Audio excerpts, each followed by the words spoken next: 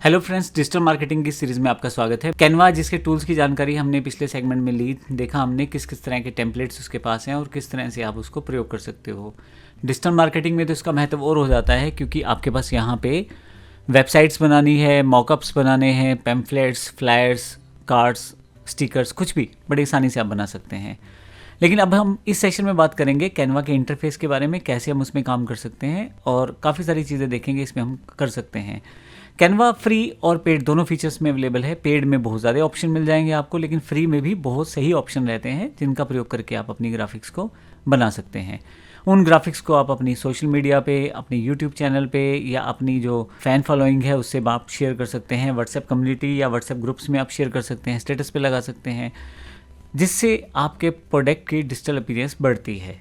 तो आइए सबसे पहले देखते हैं कैनवा से हम लोग किस प्रकार से साइन अप कर सकते हैं।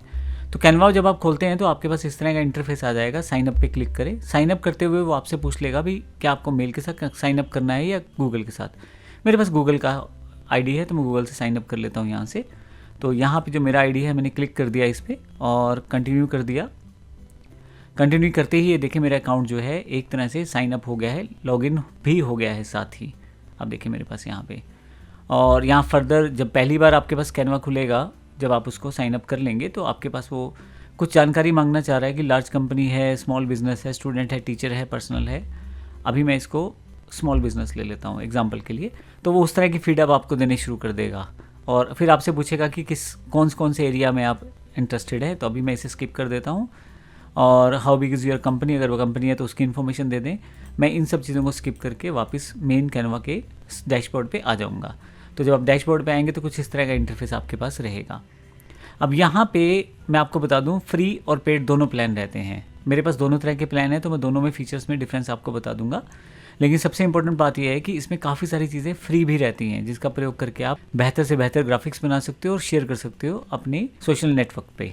अगर हम कैनवा के इंटरफेस की बात करें तो लेफ्ट साइड पे आपके पास काफ़ी सारे मेन्यू अवेलेबल हैं, जैसे home, projects, templates, brand, apps, dream lab. इसमें देखिए जब आप होम पे क्लिक करते हैं तो आप एक बेसिक डैशबोर्ड आपके सामने आ जाता है जहाँ पे आपके पास काफ़ी सारे ऑप्शंस रहते हैं। यहाँ से आप नया डिज़ाइन क्रिएट कर सकते हैं और अपग्रेड भी कर सकते हैं। और यहाँ पे आप कंटेंट को सर्च कर सकते हैं, किस तरह का कंटेंट आपको चाहिए वो आप सर्च कर सकते हैं। राइट हैंड साइड पे ऊपर की तरफ सेटिंग्स का बटन है। यहाँ पे आपके पास जो आपके अकाउंट्स की सेटिंग्स है वो ओपन कर दी जाएंगी, जो आपने पहले फिल भी की थी। और इसके अलावा भी छोटी छोटी सेटिंग्स है, अभी मैं इसको छोड़ देता हूँ।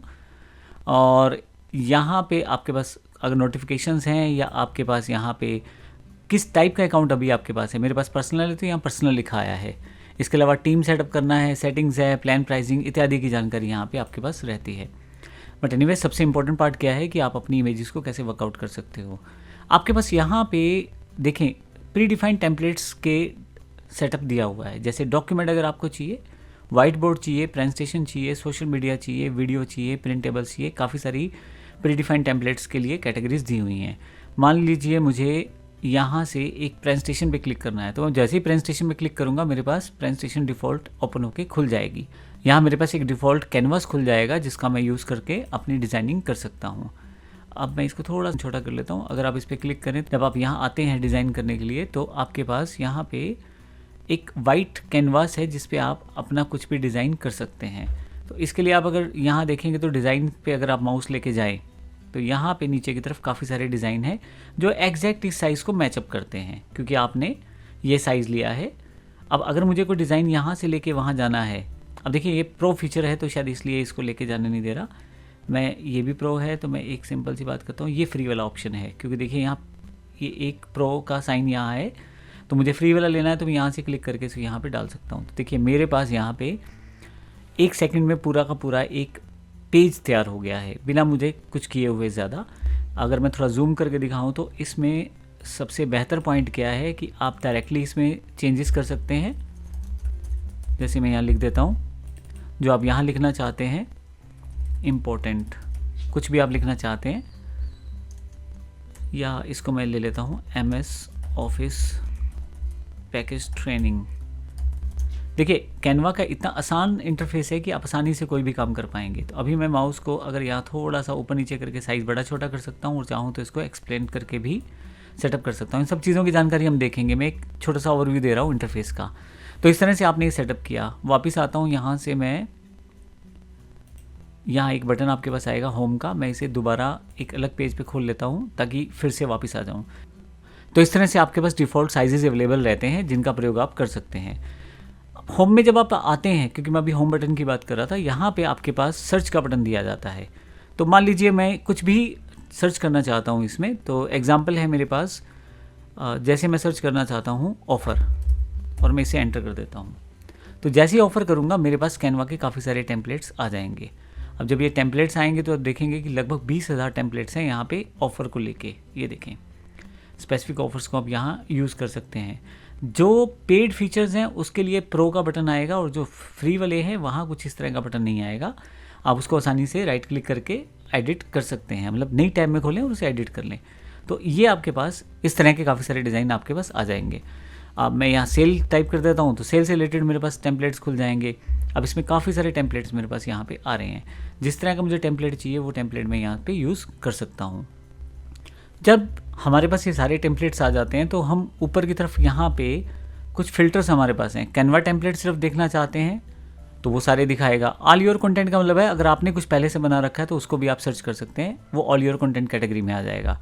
डिज़ाइन देखने हैं तो यहाँ पे क्लिक कर दें, डिज़ाइंस आपके पास आ जाएंगे। अभी मैं क्लियर ऑल कर देता हूँ। ब्रांड टेम्पलेट, अगर आपको कोई स्पेसिफिक ब्रांड है तो उससे रिलेटेड अभी इसे भी छोड़ देता हूँ मैं यहाँ से। फोल्डर क्रिएट कर सकते हैं, इसे बाद में कैटेगरी सेटअप कर सकते हैं, ये बड़ी इंपॉर्टेंट चीज़ है। तो मान लीजिए मुझे इंस्टा के लिए कुछ बनाना है तो आप इंस्टाग्राम पोस्ट पे क्लिक कर दें। अब जो डिज़ाइन या साइज़ आपके पास आया है वो इंस्टाग्राम पोस्ट को लेकर है। देखें, लगभग स्क्वायर डिज़ाइन है ये आपका, जो इंस्टाग्राम में चलता है। और इसी तरह से अगर आप यहाँ पे नीचे की तरफ यूट्यूब थंबनेल करेंगे तो यूट्यूब के जो थंबनेल्स हैं उसके साइज़ को सेटअप कर दिया जाएगा। देखें, आप इसका यूज़ कर सकते हैं। तो मेरा कहने का मतलब ये है कि इस तरह आप यहाँ से अलग अलग तरह के मोबाइल वीडियो बनाना चाहते हैं तो उसका टेम्पलेट पिक कर लें, वो आपके पास आ जाएगा। इसके अलावा यहाँ पे लेफ्ट साइड में होम के नीचे जो मेन्यू है प्रोजेक्ट्स का, अगर आपने कुछ रिसेंटली वर्कआउट किया है कैनवा पे, तो जैसे मैंने एक सिंपल सा डिज़ाइन बनाया था वो डिज़ाइन मेरे पास यहाँ पे आ जाएगा। अगर आप इसको अरेंज करके रखना चाहते हैं फोल्डर्स में तो वो भी आप कर सकते हैं। इसके लिए आप फोल्डर पे क्लिक करके यहाँ पे अपलोड कर सकते हैं अपने डेटा को, हालांकि इसे बाद में हम लोग वर्कआउट करेंगे। आप ऐड न्यू करके यहाँ फोल्डर नया बना लीजिए अपने नाम से, जैसे मैं यहाँ बना लेता हूँ माई फोल्डर एग्जाम्पल के लिए, और इसे कंटिन्यू कर देता हूँ। तो जब मैं ये फ़ोल्डर बना लूँगा तो मान लीजिए मेरा कोई भी डिज़ाइन है तो इसे जो मैंने डिज़ाइन बनाया था सिंपल इस पर क्लिक करूँगा और यहाँ पे ऑप्शन है मूव टू अ फोल्डर और यहाँ पे ऑप्शन है माई फोल्डर, तो यहाँ पे मैं इसे सेव कर सकता हूँ मूव टू फोल्डर करके। तो फाइनली ये माई फोल्डर में देखिए एक आइटम आ गई है। तो आप इस तरह से प्रोजेक्ट्स में अपनी रीसेंट प्रोजेक्ट्स को देख सकते हैं जो आपने काम किए हैं। कैनवा में कैनवा टेम्पलेट्स दिखाएगा, बाकी सारे के सारे टेम्पलेट्स आपको यहाँ पे दिखाई देंगे जिसमें आपने काम किया है। टेम्पलेट्स की बात करेंगे तो फिर से एक उस तरह का स्क्रीन आ जाएगा जहाँ पे आप कैटेगरी वाइज देख सकते हैं चीज़ें बहुत सारी। फाइनली यहाँ पे ब्रांड स्पेसिफिक अगर आपके पास कोई किट है, कोई कलर कन्फिगरेशन है उसकी, जो कि पेड मॉडल का एक पार्ट है। एप्लीकेशन, आपके पास यहाँ पे बहुत सारी एप्लीकेशन हैं जिसका यूज़ आप कर सकते हैं कैनवा को उनसे कनेक्ट करने के लिए, जिससे थर्ड पार्टी ऐप्स को यूज़ करके आप यहाँ पे ऑटोमेटेड सिस्टम बना सकते हैं, ऑटो कनेक्ट करके काफ़ी सारे काम कर सकते हैं। इनको हम देखेंगे एडवांस ऑप्शंस के अंतर्गत। और इसी तरह से ड्रीम लैब के कुछ ऑप्शंस आपको मिल जाएंगे जिसमें आप एआई के सहायता से अपनी इमेजेस वगैरह तैयार कर सकते हैं। लेकिन अभी मैं वापस होम पे आ जाता हूँ। तो ये बेसिक सा एक इंटरफेस है, ये जितनी भी चीज़ें आपके पास है नोटिफिकेशन इसे आप बंद कर सकते। और फाइनली अगर आप चाहो तो अपने इस पर्सनल अकाउंट को आप अपग्रेड कर सकते हो कैनवा प्रो के जरिए। इसके लिए आपको सिर्फ यहाँ क्लिक करना है और यहाँ आप किस अमाउंट के साथ अपने अकाउंट को अपग्रेड कर सकते हो। मैं यहाँ क्लिक कर देता हूँ अपग्रेड का। तो देखिए यहाँ इनके कुछ प्लान्स हैं, उनको आप यूज़ कर सकते हैं। मैं अभी से क्लोज कर देता हूँ क्योंकि मैं यहाँ पे फ्री कैनवा फीचर्स यूज़ करने वाला हूँ। अब मैं बात करूँ ये कि हमें डिजिटल मार्केटिंग में कैनवा की ज़रूरत क्या है। तो मैंने पहले भी बताया, आप सोशल मीडिया पे ऑनलाइन अपनी जब प्रेजेंस बनाते हैं तो आप इमेजेस या टेक्स्ट यानी कि पोस्ट के साथ, सिंपल पोस्ट के साथ या वीडियो के साथ बेहतर तरीके से बना सकते हैं। आज के टाइम में यूट्यूब, इंस्टा, फेसबुक का बहुत ज़्यादा प्रभाव है लोगों पे। अगर आप अपनी पोस्ट बनाते हैं, चाहे वो वीडियो हो, इमेज हो या सिंपल कोई टेक्स्ट पोस्ट हो, वहाँ पे आप अपनी रीच बढ़ा सकते हैं, अपने प्रोडक्ट और सर्विसेज की जानकारी अपने लोगों तक पहुँचा सकते हैं। अब यहाँ पे जब हमें ऑनलाइन प्रेजेंस बनानी होती है तो मैंने कुछ समय पहले बताया था कुछ सेशंस पीछे कि आपको एक वेबसाइट की रिक्वायरमेंट रहती है। वेबसाइट में काफ़ी सारी इमेजेस लगती हैं, वेबसाइट में काफ़ी सारा इन्फॉर्मेशन लगती है, वेबसाइट में वीडियोस भी लगा सकते हैं आप। तो हम बेसिक इमेजेस जो हैं वो हम कैनवा से बना सकते हैं। इसी तरह से हम कैनवा को फ्री में यूज़ करने वाले हैं, तो वहाँ पे कोई चार्ज नहीं देना हमें। बेसिक चीज़ें हम कैनवा से कर लेंगे और उसके बाद आगे हम लोग बाकी चीज़ें वेबसाइट टेक्नोलॉजी से जान सकते हैं। अब क्या क्या कर सकते हैं अपनी वेबसाइट बनाने के लिए, मैं एग्जांपल दे रहा हूँ सिर्फ एक वेबसाइट का। हालांकि जब आप फेसबुक पे पोस्ट डालेंगे तब भी कैनवा की ज़रूरत रहती है, इंस्टा पे कोई वीडियो डालना है तो भी कैनवा की ज़रूरत रह सकती है, यूट्यूब पे शॉर्ट डालना है तो भी कैनवा की ज़रूरत रह सकती है। लेकिन वेबसाइट सबसे पहले इसलिए क्योंकि आप जब कोई व्यक्ति को आप अपने प्रोडक्ट के बारे में बता रहे हैं तो कम से कम एक पेज की वेबसाइट होनी चाहिए। बेहतर है कि बड़ी वेबसाइट हो, लेकिन कम से कम एक पेज की, 1 पेज सिंगल पेज वेबसाइट हो, और वहाँ पे आपका लोगो लगा रहना चाहिए, आपकी इन्फॉर्मेशन रहनी चाहिए, ग्राफिक्स रहनी चाहिए, आप अच्छे तरह से अपने प्रोडक्ट के बारे में बता सको, ये पूरी जानकारी वहाँ रहनी चाहिए। ये सारी ग्राफिक्स जो हैं, सारा इमेज जो है, सोशल मीडिया कैंपेन के अंतर्गत जो इमेजेस हैं वे सारी की सारी हम कैनवा से बनाएंगे। इसमें सबसे पहले जो मुझे बनाना है वो है लोगो।